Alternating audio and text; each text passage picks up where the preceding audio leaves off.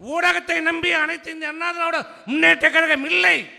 2 கோடி தொண்டர்களை நம்பி இருக்கிற இயக்கம் அனைத்து இந்திய அண்ணா திராவிட முன்னேற்ற கழகம். அன்றைக்கு இந்த எடப்பாடியாரை பொதுச் செயலாளராக தேர்ந்தெடுக்கப்பட்டு எப்படி இருந்ததோ அதே எழுச்சி அதே ஆரவாரத்தோடு இன்றைக்கும் இருக்கிறது. காது இருந்தும் கேட்காத செவிடர்களுக்கும் கண்ணிருந்தும் காக்காத கூடர்களுக்கும் நன்றாக பார்த்து கொள்ளுங்கள். இந்த மண்டபத்தில் இங்க நிரம்பி இருக்கிற இந்த தொண்டர்களை பாருங்கள். எங்கடா இருக்குது இங்க? எங்க இருக்குது கருத்து வேறுபாடு? எங்க இருக்குது சலசலப்பு? சலசலப்பு வராதா?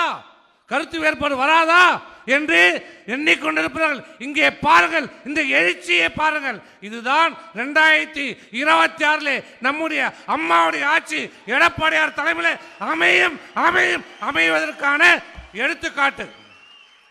ஆகவே இந்த ஊடகங்களை, பத்திரிகையில் வரும் செய்திகளை மறந்து விடுங்கள், படிக்காதீங்க.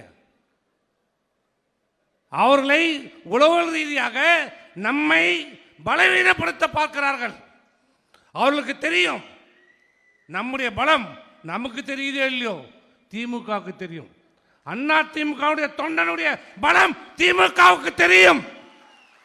இந்த அண்ணா திமுக கடைசி தொண்டன் இருக்கிற வரை இந்த அனைத்து இந்த அண்ணா திராவிட எந்த கொம்பல்ல 100 கருணாநிதி வந்தாலும் ஒன்றும் செய்ய முடியாது. அதனால்தான் இந்த தொண்டனுடைய மனதை சோர்வடைய வைக்க வேண்டும் என்பதற்காக பல்வேறு தவறான செய்திகளை இன்றைக்கு பரப்பி கொண்டிருக்கிறது. இதெல்லாம் தலைவர் காலத்திலிருந்து நாம் பார்த்துட்டு இருக்கிறோம்.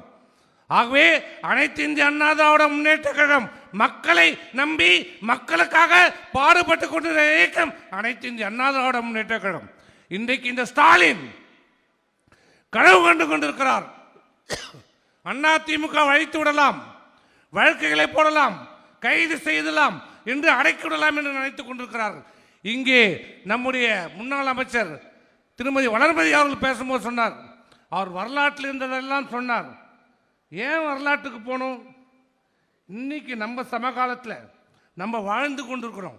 இப்போ நடந்தது ரொம்ப நாள்லாம் இல்லை, நடந்து ஒரு 6 மாதத்துக்கு முன்னாடி இலங்கையிலே ஒரு குடும்ப ஆட்சி நடைபெற்று கொண்டிருந்தது.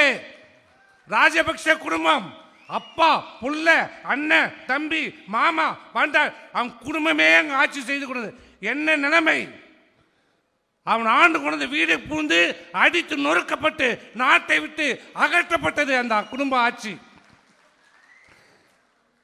6 மாதத்துக்கு முன்னாடி பங்களாதேஷ்ல ஷேக் ஹசீனா ஒரு குடும்ப ஆட்சி. இங்கு எப்படி எதிர்கட்சிகளே இல்லாமல் செய்து விடுவேன் என்று கங்கணம் கட்டி கொண்டிருக்கின்ற கனவு காண்டு கொண்டிருக்கிற திரு ஸ்டாலின் அவர்களே, அங்க இதே நிலைமைதான். எதிர்கட்சிகளை அடக்கி ஒடுக்கி அந்த முன்னாள் முதல்வரை பிரதமரை கைது செய்து கிட்டத்தட்ட 8 ஆண்டு காலம் சிறையில் வைத்து எதிர்கட்சிகளே இல்லாமல் தேர்தலை சந்தித்து பிரதமரான நிலைமை இன்றைக்கு என்ன? அந்த குடும்பங்களுடைய நிலைமை என்ன?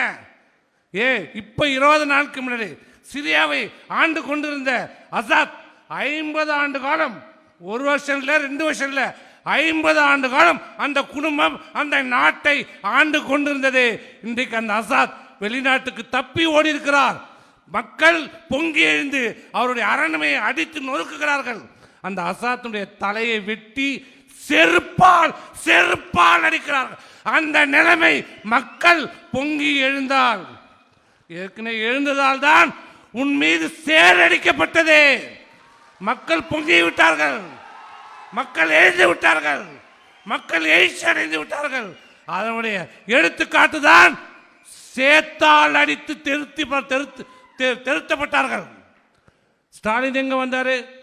இன்றைக்கும் இந்த தமிழ்நாட்டை யார் ஆள்வது? எங்களுடைய பொதுச் செயலாளர் எதிர்கட்சி தலைவர் எடப்பாடியார். என்னடா ஆளுமை உனக்கு ஸ்டாலினுக்கு? என்ன ஆளுமை? புயல் வருகிறது என்று சொல்கிறார்கள், மரக்காணத்தை கடக்கும் என்று சொல்கிறார்கள். ஆனால் நீ எங்கே இருந்தாய்? சென்னையிலே